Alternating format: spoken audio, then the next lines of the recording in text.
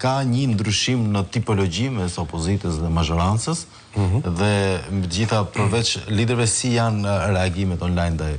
Se është një fushat edhe memesh gjithashtu. Po, këtë herë është bërë faktikisht një fushat memesh, sepse pjesa më e madhe e gjithë fushatët komunikimeve po bëhet me anë të memeve, me anë të humorit, me anë të montazheve të videove, kukullat që po flasim për fushatën e mazhorancës, se opozita po flasin për programin. Po flasin për mazhorancën, për qeverinë aktuale, po, sakt.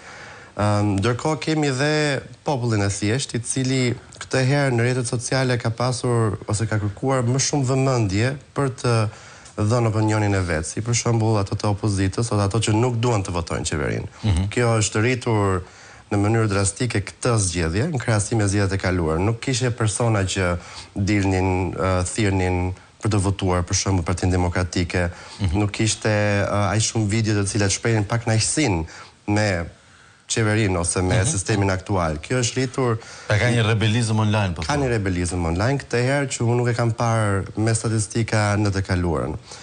Por, nga ana tjetër, pyetja e madhe është a do votojnë këto persona që po rebelojnë dhe çfarë do votojnë këto persona. Sepse ne akoma dhe kemi shumë mirë parasysh që vetëm 40% të popullatës shkojnë dhe votojnë, domethënë më pak se gjysma dhe... Ky është problemi më i madh, prandaj edhe jemi të pakënaqur pavarësisht se kush është më i miri që është në qeveri, sepse gjysma nuk voton ose nuk ka votuar në të kaluarën.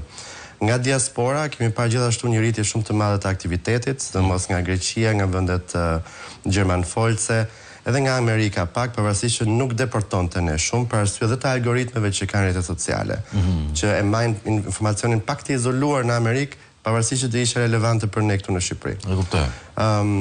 Ky rebelim se ku do rezultojnë nuk e dim, sepse në fund ditës... Nëse analizën do ta bëjmë partitë, ne intereson çfarë po ndodh tani. Po, sigurisht, nuk e dim se ku do rezultoj, por shikojmë një aktivitet të paktën dhe një interes shumë më të madh nga popullata online për të shprehur mendimin e tij politik, diçka që për të thënë vërtetën në vitet e kaluara nuk ka qenë kaq dominante në rrjetet sociale. Kam një mesazh, në ardhi pas se t'jap fjalën Elisës, dikush më ka shkruar të shtunën në mbrëma, o zot bëhet mundur që të vinë mëngjes te kafe sheto në ardh ndoka. Të shtunën në mbrëma, më ka shkruar. Dhe sa po ma nënvizoj. Elisa,